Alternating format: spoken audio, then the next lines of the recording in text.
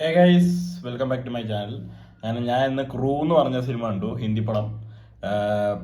It's leaded by Kareena Kapoor, Tabu, പിന്നെ നമ്മുടെ കൃതി സനോൺ. ഇവർ മൂന്നുപേരാണ്. അപ്പോൾ എൻ്റെ ഒപ്പീനിയൻ പറയുന്നതിന് മുമ്പ് എനിക്കൊരു കാര്യം പറയാനുണ്ട്. ഇന്ന് പടം കാണാൻ പോയപ്പോൾ സബ് ടൈറ്റിൽസ് ഉണ്ടായിരുന്നില്ല. PVR സ്ക്രീൻ 2-ല് വൈകുന്നേരം 4:55 ഷോയ്ക്കാണ് ഞാൻ പോയത്. അപ്പോൾ എനിക്ക് പറയാനുള്ളതെന്ന് വെച്ചാൽ, ഈ സബ് ടൈറ്റിൽസ് ഇല്ലാത്തതുകൊണ്ട് ഹിന്ദി ഭാഷയോട് എനിക്ക് കുറച്ച് പരിമിതികൾ ഉള്ളതുകൊണ്ട് നിങ്ങൾ എൻ്റെ ഈ വീഡിയോ കണ്ടിട്ട് പടം കാണണോ വേണ്ടോ എന്ന് തീരുമാനിക്കേണ്ട. എനിക്ക് മനസ്സിലായിടത്തോളം എന്താണ് പടം എന്നുള്ളതും എനിക്ക് എന്തൊക്കെ ഇഷ്ടപ്പെട്ടു എന്നുള്ളതും ഇഷ്ടപ്പെട്ടില്ല എന്നുള്ളതും ഞാൻ പറയാം. ഓക്കെ, അപ്പോൾ തുടക്കം തന്നെ പറയാണ്, കരീന കപൂർ, കൃതി സനോൺ, തബു, ഇവർ മൂന്ന് പേരും ആഴിഞ്ഞാടി പടത്തിൽ. വേറെ എക്സ്ട്രീംലി ഹോട്ട്. എന്ത് ലുക്കടേ! അവരുടെ കോസ്റ്റ്യൂംസിന് വേണ്ടി മാത്രം കുറേ കാശ് ചിലവാക്കിയിട്ടുണ്ട്, ഉറപ്പാണ്. ആ കോസ്റ്റ്യൂംസും കളറും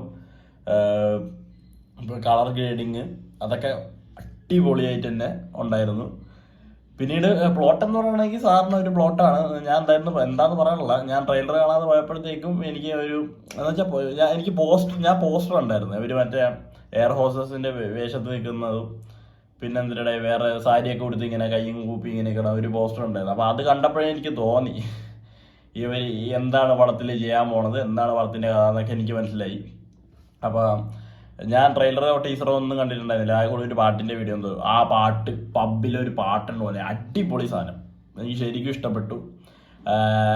പിന്നീട് എന്താ പറയുക, കഥ എന്ന് പറയുകയാണെങ്കിൽ നമ്മൾ കണ്ടു പറഞ്ഞ ഇടയ്ക്കിടയ്ക്ക് കാണുന്ന എല്ലാവരും ചെയ്യുന്ന പോലത്തെ ഒരു കഥ.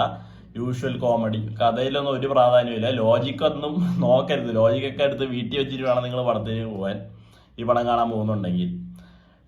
പിന്നീട് എന്താ പറയുക, ഇതൊക്കെ പോസിറ്റീവായിട്ട് അവർ മൂന്ന് പേര് അടിപൊളിയായിരുന്നു. പിന്നെ ഒരു പഞ്ചാബി മച്ചാനുണ്ടായിരുന്നു, പുള്ളിയായിരുന്നു ആക്ടറായിട്ട് നമുക്ക് പറയാനുള്ളത്. പക്ഷെ ആരാണെന്നുള്ള വിവരമൊന്നും എനിക്ക് അറിഞ്ഞുകൂടാ. അതുപോലെ ഇത് ആരെഴുതിയാണ്, ആര് സംവിധാനം ചെയ്തതൊന്നും എനിക്ക് അറിഞ്ഞുകൂടാ.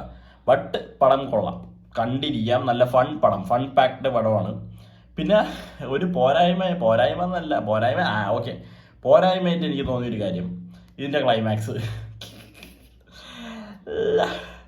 അത് നമ്മൾ കുറേ പടങ്ങളിൽ കണ്ടിട്ടുണ്ട്, നന്മവരെ കളിക്കണത്. നന്മവരം എന്നല്ല, ഇപ്പം ഇത് കണ്ടപ്പോൾ എനിക്ക് പെട്ടെന്ന് ഓടിക്കേറി എൻ്റെ മനസ്സിൽ വന്നത് രാജുവേട്ടൻ്റെ അൽഫോൺസ് പുത്രൻ പടം ഗോൾഡാണ്.